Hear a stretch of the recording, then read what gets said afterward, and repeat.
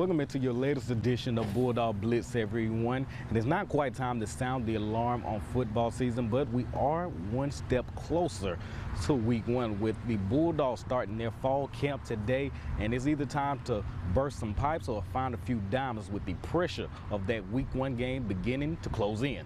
We had 8 games last year on offense where we had either end of half or end of game, 8 of our 12 games where we had a 2-minute situation that impacted our game and could impact our game in terms of us winning the football game. And so we'll do that a lot in our walkthroughs and teach those situations, show those situations in the team room, in the classroom setting, and then ultimately walk through them, but then ultimately do them, and then have those competitive periods in practice as we get into, our view on fall camp is we ramp ourselves up to this week, and then next week is really going to take off.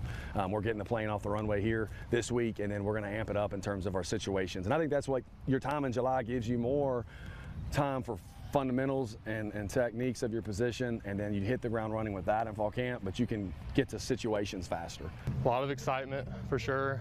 That's kind of how it is typically every first day. The challenge is to just keep focused every single day in and out. I think it's just always focusing on the process, the day-to-day, the inputs that we have.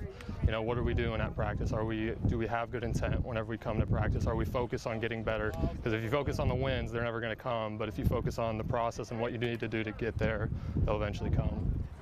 Progressions in leadership, growth, and solidarity between a few positions are going to be key for the Dogs. And after day one, they are taking that task head on, especially in the backfield and in the trenches with a much more experienced group this year.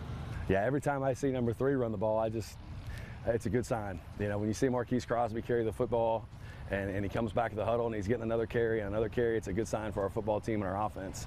I think Denario Davenport showed in the spring what type of player he can be, and he hops in line at slot receiver, makes plays there. And so really, I think that room, if we can stay healthy, which, as we saw last year was a challenge, but I think that these guys have done a great job. We're going to be smart in terms of our plan. And so I think those are 5 guys that are really talented. And those 3 guys at the bottom that just got here, and I say they're at the bottom because they just got here, are really talented, and they can really push to elevate the whole group.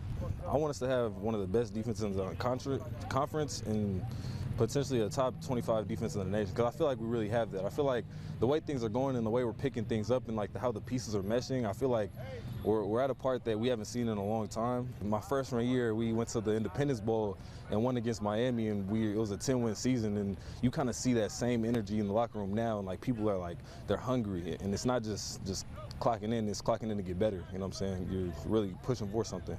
Covering LA Tech Fall Camp for your Bulldog Blitz, I'm Jeremy Bryant.